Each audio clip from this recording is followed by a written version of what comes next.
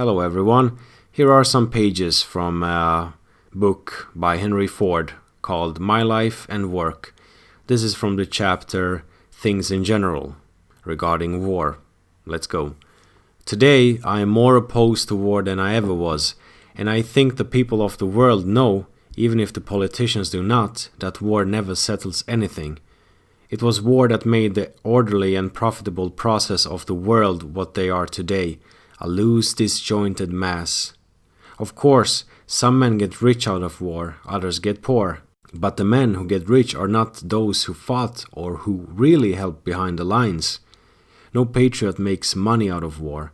No man with true patriotism could make money out of war, out of the sacrifice of other men's lives.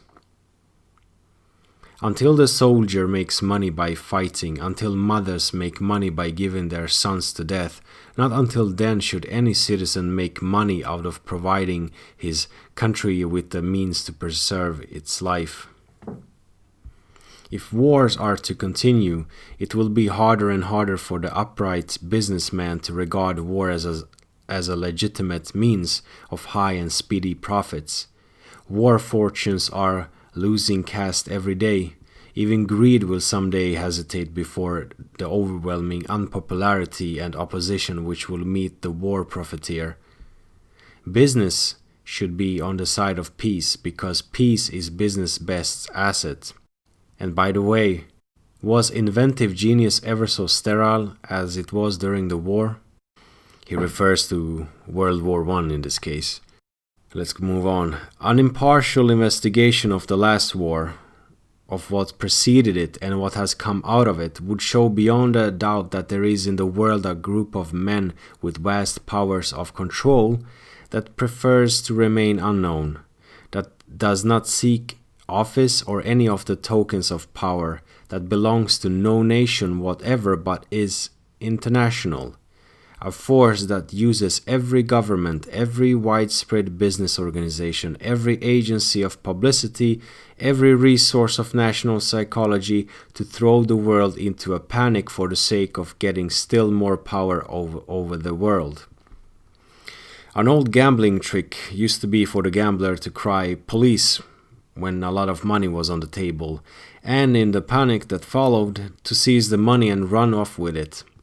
There is a power within the world which cries war, and in that confusion of the nations, the unrestrained sacrifice which people make for safety and peace runs off with the spoils of the panic.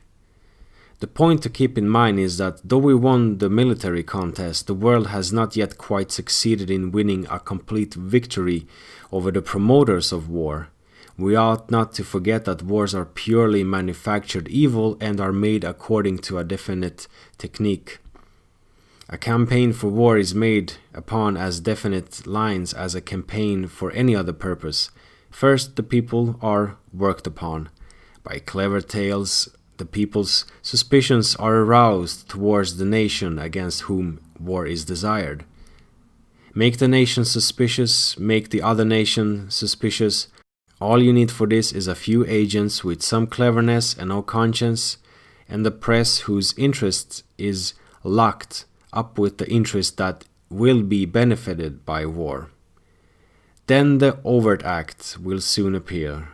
It is no trick at all to get an overt act once you work the hatred of two nations up to a proper pitch.